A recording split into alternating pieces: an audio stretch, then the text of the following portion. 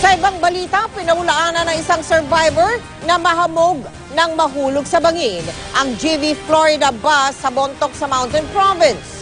Ang pinatotohanan ng ilang nakaligtas, problemado raw noon ang driver dahil hindi na gumagana ang preno ng bus. Mula sa Bontoc sa Mountain Province, nakatutok live si Haji Rieta. Haji.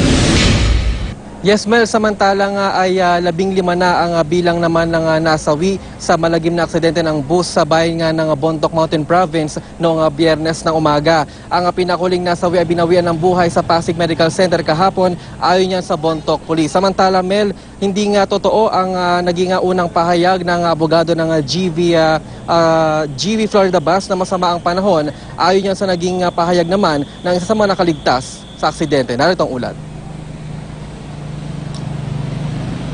Maaliwalas ang panahon at kitang-kitang kalsada ng mangyaring aksidente nitong Sabado ayon sa nakapanem naming nakaligtas na pasahero ng GV Florida bus. Taliwas ito sa naunang pahayag ng abogado ng kumpanya na mahamog daw noon kaya hindi nakita ng kanilang driver ang daan at nahulog ang bus sa mahigit 300 feet na bangin sa Bontoc Mountain Province. Okay lang naman yung weather. Very sunny, hindi naman siya foggy. Wrong siya kasi wala siya doon, hindi niya nakita. Hindi naman umulan. Malakas ang araw. Ang sabi pa ng survivor, pasado alas 7 pa lang na umaga ng Biyernes nang marating nilang Barangay Bayo sa bayan ng Bontoc. Narinig niyang tila may problemang bus kaya nag-aalala raw sila. Ang narinig ko lang, hindi gumana yung preno. Pero slow down siya pagdating namin sa Bayo, sa view deck. May bababang araw sanang pasahero sa lugar malapit sa pinangyarihan ng trahedya pero hindi na raw tumigil ang bus. Ito raw ang dahilan kung bakit nakabukas ang pinto kaya nakatalon pa ang konduktor. Ilang ulit pa raw sinubukan ng driver pumreno. Papalis na kami sa Bayo, sabi ng mga kasamahan ko, diretso na lang sa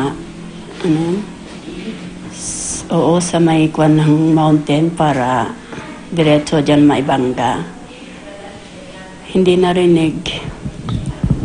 Lumiko tapos paspas.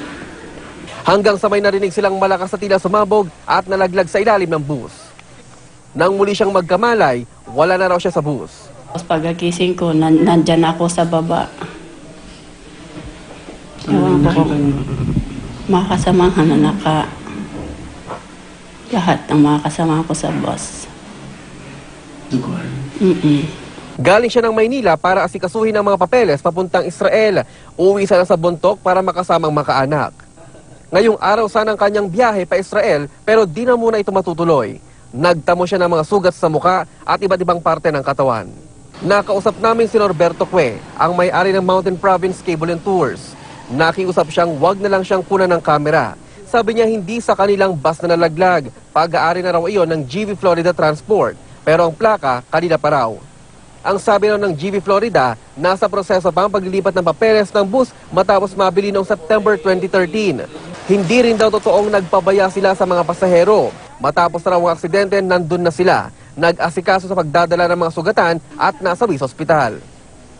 Handa rin daw nilang harapin ang kasong isasampa sa kanila.